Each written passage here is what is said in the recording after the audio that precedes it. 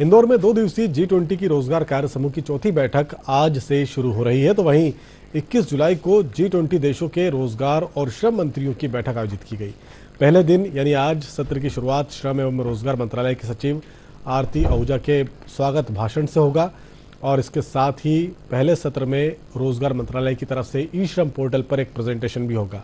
बैठक में शामिल हो रहे प्रतिनिधियों को विश्व प्रसिद्ध मांडू के दीदार भी करवाए जाएंगे। G20 की रोजगार कार्य समूह की चौथी बैठक में उन्हीं 3 मुद्दों पर चर्चा होगी जिस पर गुवाहाटी, जोधपुर और जेनेवा की बैठकों में गंभीर मंथन हो चुका है। 3 विषयों में पहला विषय है वैश्विक कौशल अंतराल को संबोधित करना, दूसरा विषय गिग और प्लेटफॉर्म अर्थव्यवस्था तथा सामाजिक सुरक्षा और तीसरा विषय है सामाजिक सुरक्षा का सतत वित्त पोषण।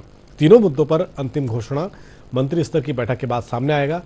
रोजगार कार्य समूह की बैठक में G20 आमंत्रित देशों के अंतर्राष्ट्रीय संगठनों को मिलाकर 86 प्रतिनिधि भाग ले रहे हैं। वहीं अगर बात 21 जुलाई की होने वाली श्रम और रोजगार मंत्री समूह की बैठक की करें तो इसमें G20 देशों और आमंत्रित देशों के 25 श्रम और रोजगार मंत्रियों समेत 165 डेलीगेट्स शामिल होंगे। कार्य समूह की चौथी बैठक हो रही है और मंत्री स्तरीय बैठक भी होनी है। 3 प्रमुख मुद्दे हैं जिन पर चर्चा होनी है। हमारे साथ सचिव रोजगार और श्रम मंत्रालय के हमारे साथ मौजूद हैं। क्या 3 विषय हैं जिन पर चर्चा हो? हमने 3 ऐसे थीम लिए हैं जो कि आज पूरे विश्व में बहुत प्रचलित हैं और सारे देश उनसे जूझ रहे हैं। पहली इशू जो हमने ली है वो है गिग एंड प्लेटफॉर्म वर्कर। सभी देशों में गिग और प्लेटफॉर्म वर्क बढ़ रहा है, तो किस प्रकार हम ऐसे लोगों को जो कि ट्रेडिशनल एम्प्लॉयर एम्प्लॉय रिलेशनशिप में नहीं है उनको किस प्रकार से सोशल प्रोटेक्शन दे सकते हैं। आप जानते हैं भारत ने सोशल सिक्योरिटी कोड पास किया है पार्लियामेंट ने। उसमें शायद प्रथम पूरे विश्व में पहली बार गिग एंड प्लेटफॉर्म वर्क का डेफिनेशन दिया गया और एक सोशल सिक्योरिटी फंड की बात की गई है। उसी प्रकार विभिन्न देशों में क्या क्या हो रहा है वो सब एक कंसेंसस लेके हम आगे बढ़ रहे हैं। दूसरा विषय जो हमने लिया है वो है स्किल गैप का एनालिसिस और उसकी मैपिंग। ये भारत की ओर से एक ग्लोबल गुड की तरह है जो कि हम स्थापित करना चाहते हैं ILO और OECD के द्वारा, ताकि वो सभी जितने भी देश हैं उन सबका स्किल गैप एनालिसिस करें।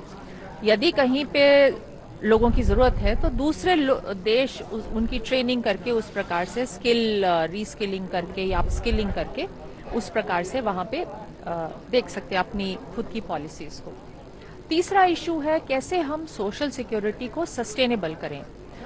जैसा कि आप जानते हैं विभिन्न वेस्टर्न कंट्रीज में एजिंग सोसाइटी एजिंग हो रही है, तो किस प्रकार जो भी सोशल सिक्योरिटी हम लोगों को दे रहे हैं वो सस्टेनेबल रहे, उसकी फाइनेंसिंग होती रहे, उसमें कुछ डिस्ट्रप्शन ना हो, वो हमारा तीसरा विषय है।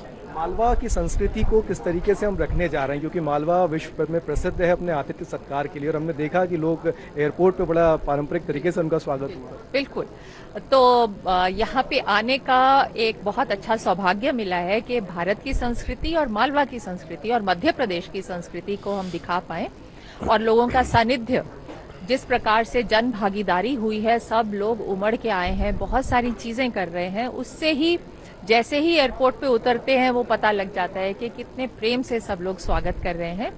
उसके अतिरिक्त हम मांडू लेके जाएंगे एम्प्लॉयमेंट वर्किंग ग्रुप के डेलीगेट्स को। जो मिनिस्टर्स आएंगे उनको 56 दुकान लेके जाएंगे।